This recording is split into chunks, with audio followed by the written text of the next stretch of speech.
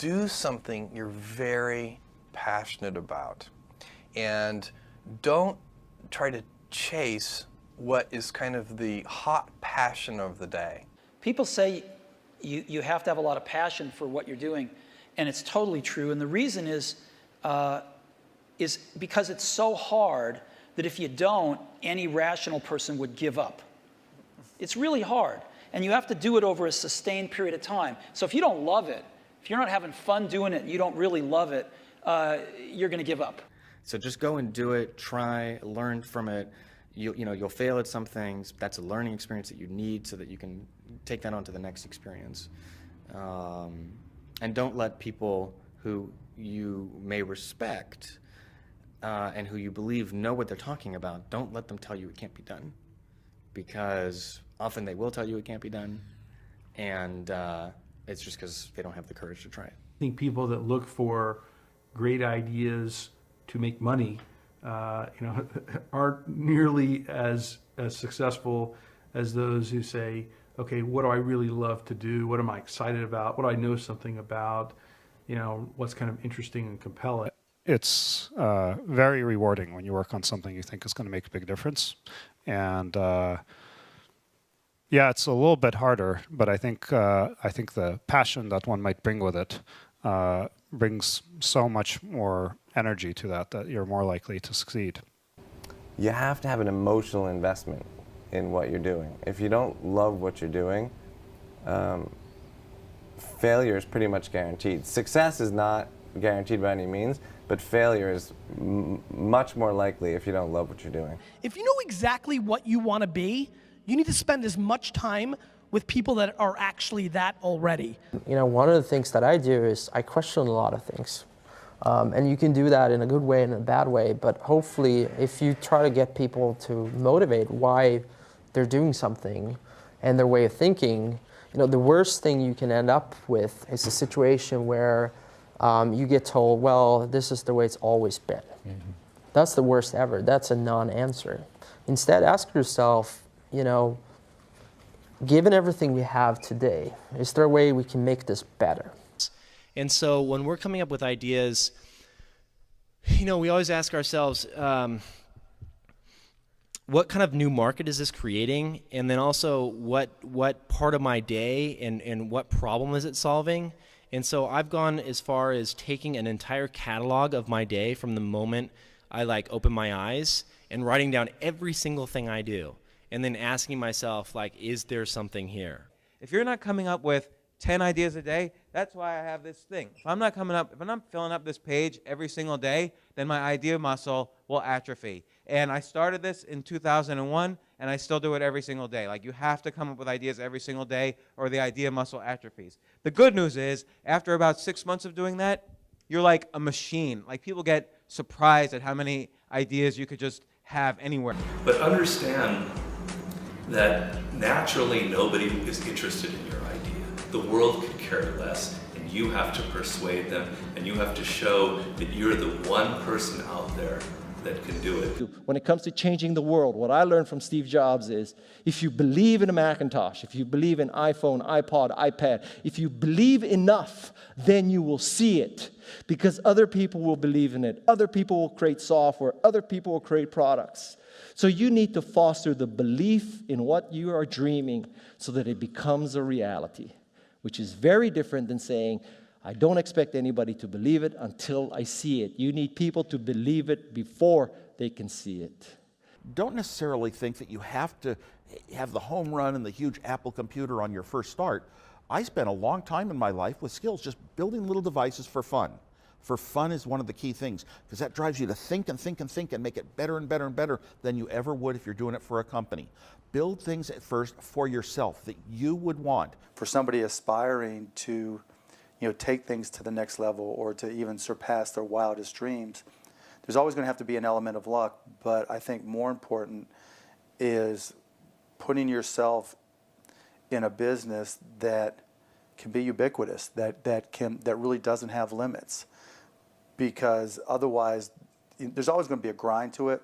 But if the business, if it can't be something that you can visualize every business using or every consumer using, it's going to be tough to scale to be big enough or to have the perceived value. You want an idea about which you can say, I know it sounds like a bad idea, but here's specifically why it's actually a great one. You want to sound crazy, but you want to actually be right. Because when you're trying to differentiate, when you're trying to do something different, there's going to be that gut moment, that gut sense. Is this right? Is this not right? If you're not having doubt, you're not pushing the boundaries far enough. Don't think about how do I get big fast. That will happen if you actually build something super meaningful and super important. So don't think about, what is the quickest way to success? Think about what is the best way to building something important that the world really needs. This little idea explains why some organizations and some leaders are able to inspire where others aren't. Let me define the terms really quickly. Every single person, every single organization on the planet knows what they do, 100%. Some know how they do it, whether you call it your differentiating value proposition or your proprietary process or your USP. But very, very few people or organizations know why they do what they do. And by why, I don't mean to make a profit. That's a result. It's always a result. By why, I mean what's your purpose? What's your cause? What's your belief? Why does your organization exist? So when we see a kid with a lemonade stand, it's different than when we see a vending machine selling lemonade, even if it's exactly the same product, because the story around it is what people are paying for. So when I meet small business people, all I ask them is not what's their balance sheet, but what's their story. Why should I pick you? Why do I care about what you're doing? And if you start giving me all this inside baseball statistics about why you're 2% better than some other competitor, I'm already glazed over, because that's not part of the way I see the world. That I have to want this to exist in the world. I have to not, so it's a similar rule, just say, if this was successful and I had nothing and I got no, and I was not involved and I got no money off it or would I want it to do well? And that's a great check, I think, to know if you really feel good about the idea and can be passionate about it. One of the things I advise entrepreneurs to do is when you have an idea, a classic entrepreneurial impulse is to hold the idea close to you and not go tell people because, oh, the idea is so special. Right. That's almost always a mistake. Go talk to Why is that a mistake? Yeah. It's a mistake because your actual real competitive advantage is not that you have this idea that you have locked away in your closet, which may or may not be accurate and you have no idea which it is. Your actual competitive advantage is if you're assembling the intelligence around, does this idea work? What is the right teams? What is the right learnings? And we're essentially in motion. The hardest thing to do is start. You have all these ideas and everyone has an idea, but it's really about executing the idea and building the idea and attracting other people to help you work on the idea. That is the biggest challenge. But the way to begin is to get the idea out of your head, draw it out, talk about it, program it if you're a programmer, or make it if you're building something. Like, you don't have to be the best, but you have to be dangerous, right? You have to learn just enough to be dangerous to build an idea, concept it, and show it to the world. And then it turns out there are lots of other people, including all 170 employees that work at Instagram, who are much better at doing all that stuff than I am. But you need to find people who can, be drawn to the idea that you build, and then they end up taking it and making it even better. One way to conceptualize what makes a good product is, good engineering is part of it, good design is part of it, but really it's, one way I think about it is maximizing the probability that someone shows up at the front door of, your store or your website or whatever it is and ends up with a solved problem.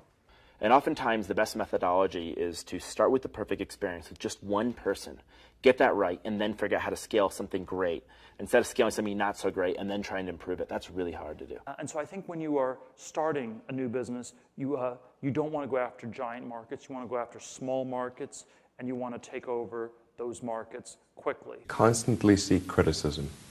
Yeah. A well thought out critique of whatever you're doing is as valuable as gold. And you should seek that from everyone you can, but particularly your friends. If you're not utilizing an online community, then you're at a disadvantage to those who are. You can be asking online communities what they think about your ideas, or if they have any advice with what you're working on. Not only will you hear from people who are passionate about the subject, but you'll be hearing from people all around the world, each with their own experiences and stories that can help you. And there are a lot of people from whom we can learn a lot. And I think, like, you know, the one piece of advice is, like, don't underestimate anyone you come across ever. Right. Like, whether they're, a blue collar worker waiting for the bus, or they're, helping you they're the server or bartender at the restaurant, or they're a lower ranking employee. I mean, the smartest leaders I've ever seen have always gone around the room and asked for everybody's opinion. Most startups that fail do it ultimately because they did not make something that people wanted. They made something that, that they thought people would want, but they were either in denial about it, whether it was actually any good, or somebody else came along and made something that people wanted even more. The best piece of advice that we've figured out as we've been doing Foursquare is not to let other people distract what you're doing. There's always haters that say, your idea is stupid, this idea is never going to work, don't even bother doing that because someone else is going to do it before you do. And if we listen to all that feedback that we were getting, all that negative feedback, we would never have built things, we would never have prototyped things. And that's how we really got to where we are. Like, we saw things that we wanted to build, and we just went out and built them. And it turns out when you build stuff that you like to use, there's a good chance that there's thousands of other people that want to use it too. And so it's not just about doing focus groups, it's not just about double checking your vision, it really is about integrating this concept of testing our ideas rigorously throughout the product development process, throughout the marketing process, even as we scale up. But what you really need to do is think about what is the smallest possible test that I can run for this idea, for this concept, for this theory, get it out there, and get customers using it. Because your customers are going to be the ones to tell you if it's really working or not. Like there's almost this expectation that you have to have in your mind this sort of, I'm going to change the world, sort of make a dent in the universe kind of ambition, right? But it's actually okay early on to just kind of solve small problems in layers until you actually get to a point where you have the capacity to do that. What this all comes down to is doing something exceptional for your users, whether it's in community, whether it's in connection, or whether it's in design. This is our big advantage as a startup, is that we can actually get away with doing this. We can make this the core part of why we're doing business. I think you should be spending your money on teaching and sharing, and so that might mean hiring a writer or two, perhaps, instead of a marketing person. And start writing and start getting people to listen to what you're saying. You can't talk about yourself all the time because no one's going to come back for that, but you have to talk about things that are relevant to your industry or ideas that you have and start to build that audience up. I do think that one thing that's important is, especially if you're a founder or a technical founder, is to realize that you can't do everything, and even if you can, you shouldn't. You should find a great partner no matter what it is that you're doing, and you should look for someone who is very high intelligence, very high energy, and very high integrity. And you need all three of those, and you can't compromise on any one of them. Otherwise, you'll end up with either someone who's not smart, which does you no good, or someone who's not hardworking, which also does you no good, or the worst case is you end up with a smart, hardworking crook who ends up working against your interests. And integrity is something that takes a lot of time spent with someone to figure out. The most important thing when you're working with people early is that you guys line up on what your goals are. That sounds really basic, but you can totally, it can be fine. You can want to build a small business that makes money and you don't have to go to an office every day. Or you can want to build a huge company. You can want to build Google. But I think you have to be really, really aligned on that. And a lot of corporations have, they might call them core values or guiding principles or so on, but the problem is usually they're very lofty sounding. They kind of read like a press release the marketing department put out. They sound just like their competitors, and maybe you learn about it on day one of your job, but then it becomes this meaningless plaque on the lobby wall. Well, we wanted to come up with committable core values, and by committable, meaning we're willing to hire or fire people based on those values, completely independent of their actual job performance. The definition of values is they're the behaviors or principles that you religiously adhere to within your company. When I say religious, I mean that no amount of data will sway you from those principles, and the degree to which that you have the courage to maintain your conviction around those ideas is the degree to which you're going to be successful over the long term. A company is simply a group of people, and as a leader of people, you have to be a great listener, and you have to be a great motivator, You have to be very good at praising and looking for the best in people. People are no different from flowers. If you water flowers, they flourish. If you praise people, they flourish. And that's a critical attribute of a leader.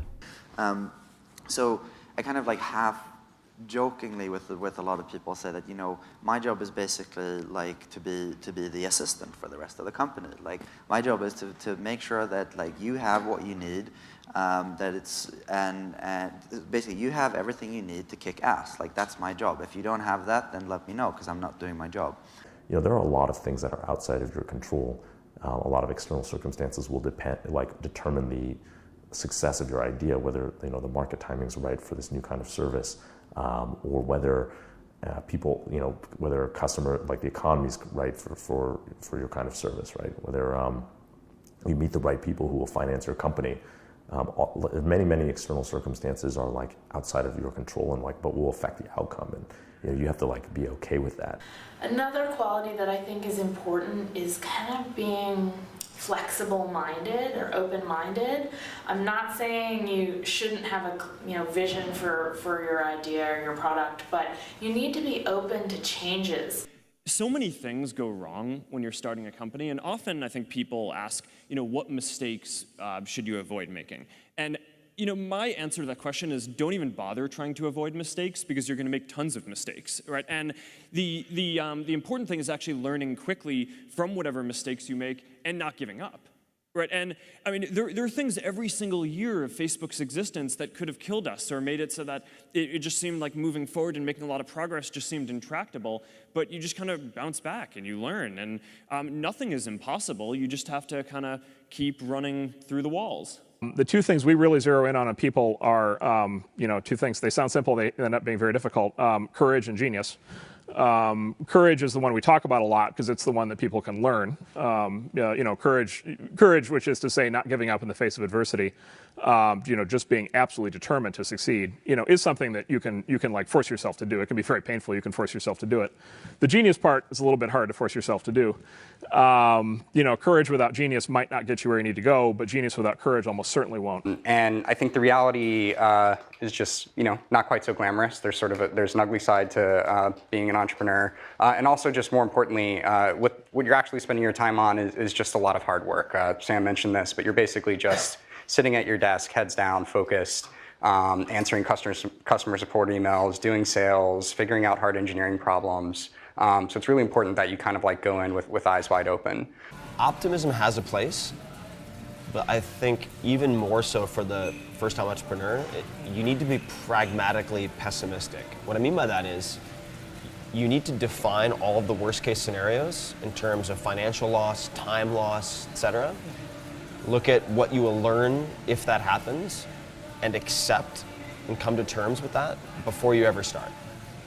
If you don't do that and you go straight into battling the world, trying to conquer the world with rose-colored glasses on, the first time you hit a major hiccup, you're going to become really demoralized and you will quit. If you don't love it, you won't make it through the long period of pain that is inevitable. So make sure that you take care of yourself during the process. Make sure that you take care of your mental health, your physical health while you're doing it, because it's a long road.